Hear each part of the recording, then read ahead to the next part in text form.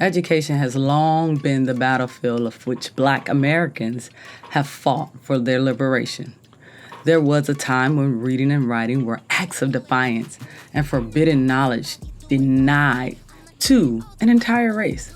During slavery, literacy was seen as dangerous, a tool that could awaken minds, challenge systems, and break chains. So, what happened? Our ancestors pursued it relentlessly.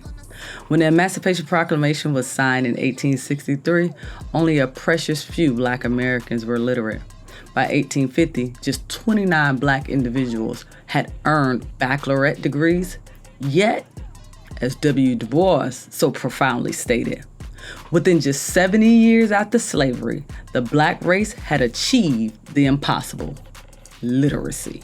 Yeah, that's right, literacy among all. This victory, however, did not come without struggle. Even after slavery, Black children were denied the right to proper schooling.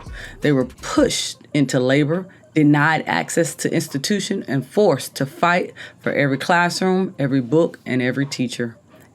And then there was Fort Lauderdale. Before there was a Dillard High School, before there was even a schoolhouse for Black children in Fort Lauderdale, there was only a dream, a vision of education, hope, and resilience. It started in 1907 when a humble one-room wooden structure stood on land owned by Tom Brain, and a teacher by the name of Miss Thigpen took her little kids into the room and said, "Let's make Schoolhouse rock." Color School number 11, the only school for Black children in the area. It wasn't just a school, it was a church on Sundays, a place of learning on weekdays, and a symbol of possibility every single day. But that building, like many things back then, was temporary. It was torn down in 1910, and for years, students and teachers moved from place to place, learning in churches, in private homes, in rented halls, wherever they could find space to gather and grow. Then, in 1924, a new chapter began. A 10-room, 2-story schoolhouse was finally built. Over its doors, a simple but defining inscription read, "Colored School." A reminder of the segregated world in which it stood, but also a testament to the community's unwavering fight for education. Then, in 1930, a man named Dr. Joseph A. Ely, the school's administrator, made a decision that would change its identity forever. He named the school Dillard in honor of James H. Dillard, a philanthropist and educator who championed Black education. The name stuck, the legacy endures, and today it stands as the Old Dillard Museum.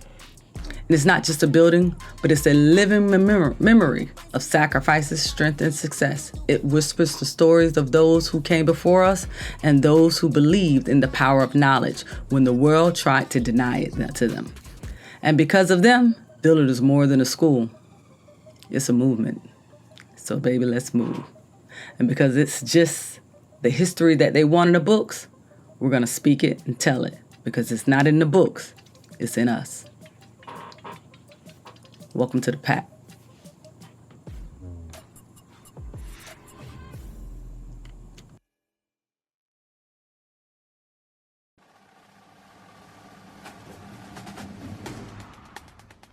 DJ Epic.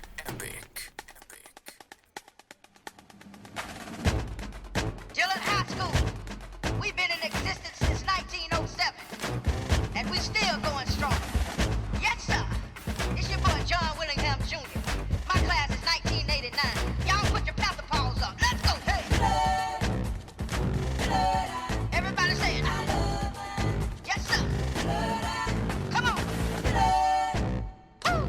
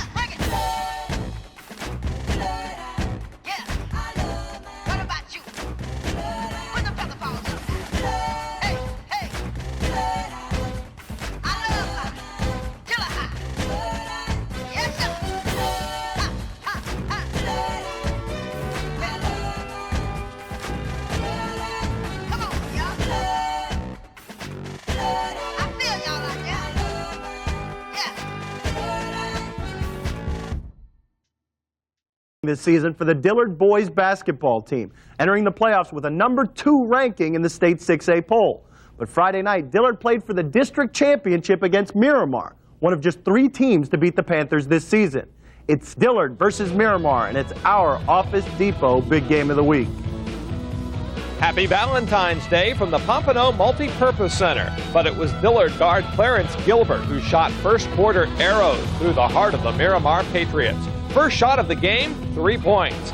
Come up with a steal, finish with a slam. Another fast break, another slam. It was 26-7 after the first quarter. Game over, right? Wrong. Miramar finally gets it going. Cliff DeCoster with the feed to Alfred Harris for the inside basket. And moments later, DeCoster does it himself. Gets the foul too. A fired-up Patriots team cut the deficit to 8 at halftime. In the second half, Dillard turned to its inside game, namely number 50, Eyeshadow Pata. He was tough on the boards, picking up second-chance baskets. He finished with 15 points. Meanwhile, Miramar had its problems inside. Take a look here. The Patriots get 5 chances at the basket, but come away with 0 points. That's a heartbreaker. So is this. Gilbert drives, shoots, scores, gets the foul, and then slaps some skin with head coach Darryl Burrows. Gilbert had 28 as Dillard takes the district title by 10 over Miramar. We came out and played excellent in the first quarter. Then the second quarter, we got a little sloppy. So we tried the second half, we tried to come out and slow things up, don't get in a rip and run type game. Boyd Anderson beat Dillard 9-7 earlier this season, but it would be a far different game this time. Dillard got on top in the second quarter with this TD pass from Quinn Gray to Gregory Deary. Dillard led it 13-0 at the half. Meanwhile, the Boyd Anderson offense couldn't hang on to the ball. Neville Grant fumbles after the catch. Leonard Myers recovers for Dillard. Later, Cobra's quarterback John Holmes throws one up under a heavy rush, and Myers gets another turnover, this time on the interception. Later in the third quarter, the Dillard defense delivered the backbreaker. Enos Anes picks off Holmes and returns it 25 yards for the touchdown. A sweet win for Dillard, advancing with a convincing 29-6 win over Boyd Anderson. Hey, I'm just happy to have a game like this. We've been having a rough year, and we've been falling short a few times. I'm just happy tonight. Just happy. Now on to PA Jim Wilson's Lady Vikings of Norland and the undefeated Dillard Panthers. Dillard led most of the way in this one. Tanya Moore did it all, scoring 15 points on the afternoon, including 2 3-pointers. And here's Chanel Washington with the baseline drive for 2. She scored 10, and Dillard led by 3 at the half.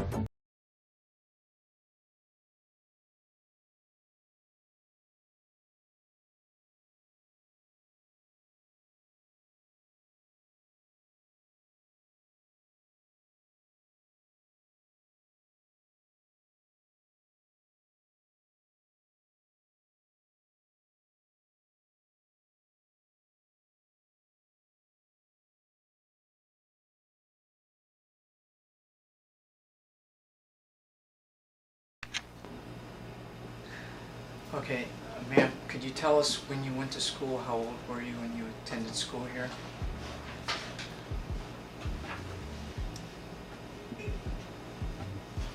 About? I had to be, let's see, I got here in February and I was going to be 8 in September. So I had to be around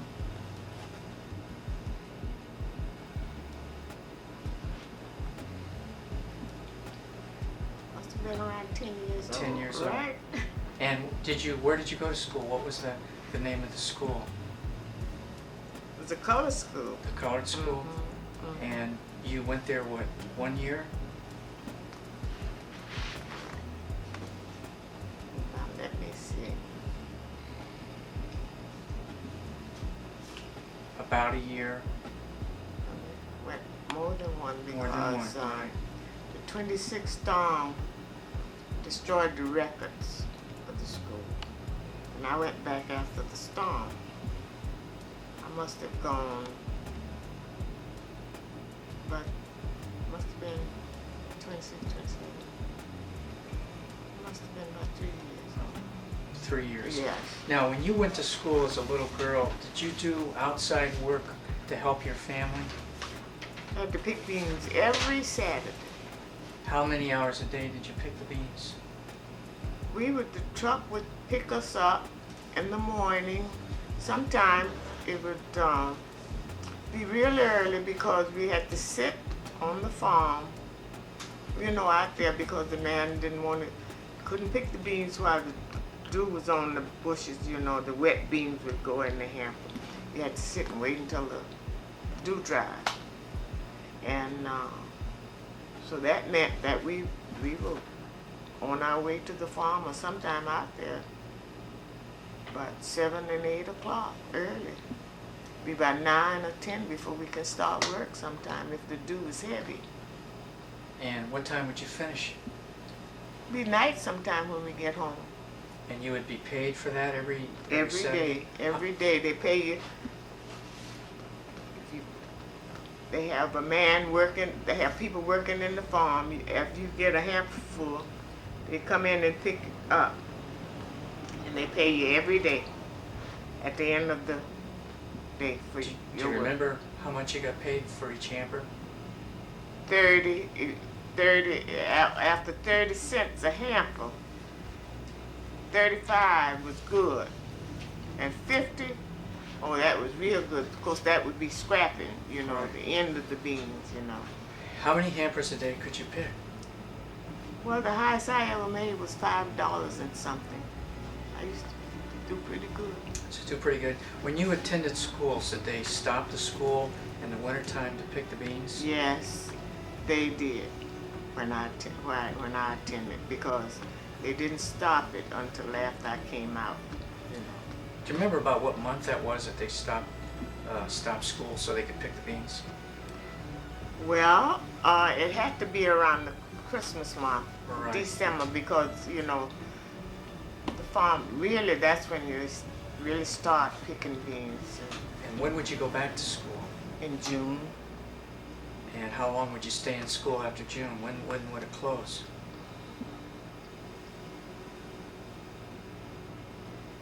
We went around three months.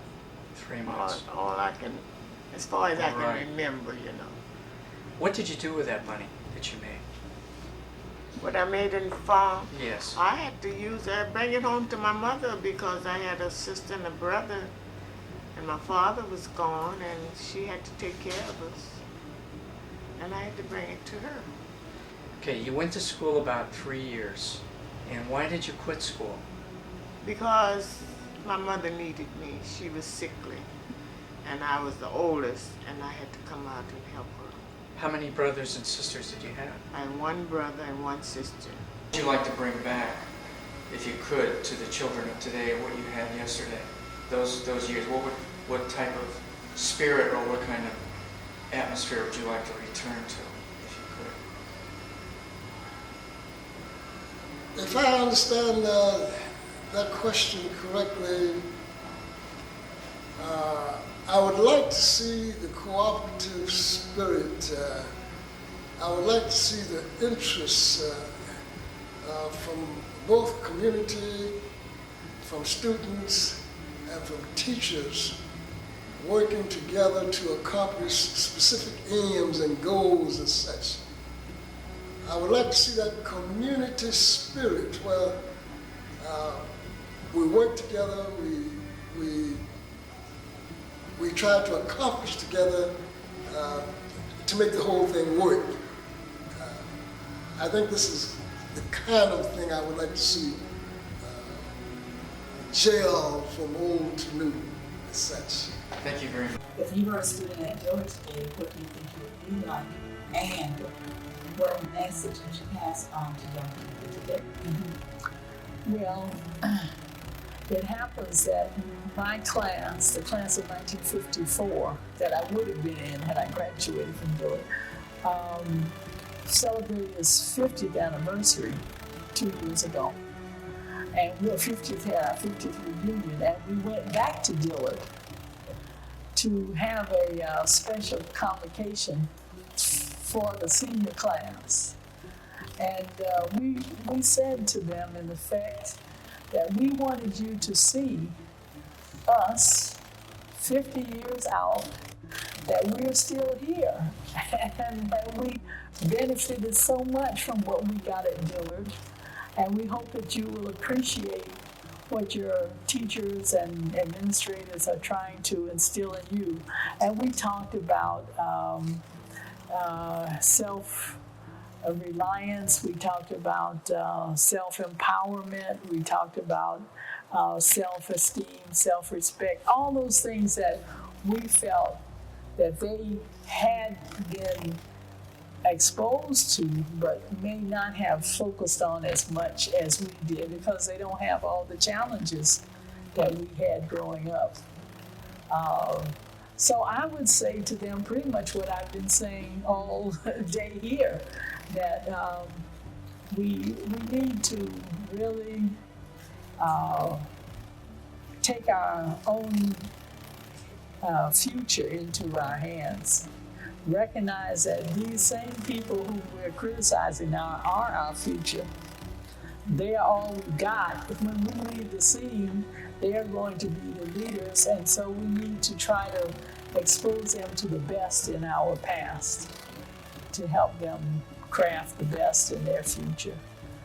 And if I were at Dillard now, I probably would be like a lot of the girls hanging out, being, just probably not as serious as I should be, because I'm not sure that they have the same teachers out there that we had.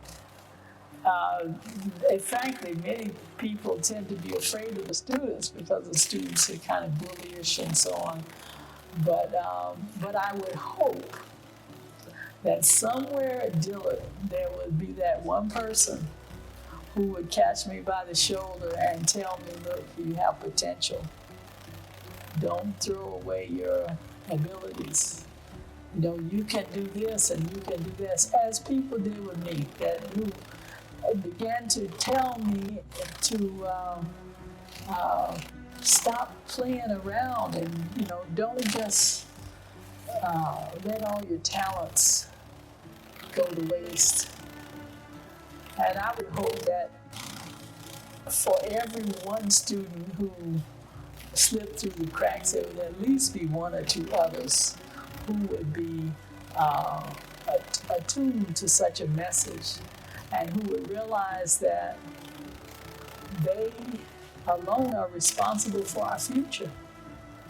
And if they don't take seriously the need to help to continue the uplift of people of African descent, then we are going to be completely marginal in the future. And while other groups on earth will be getting ahead, we'll still be at the bottom. And I know that that's not where we're destined to be, because Africans were the creators of so much of what passes for civilization today.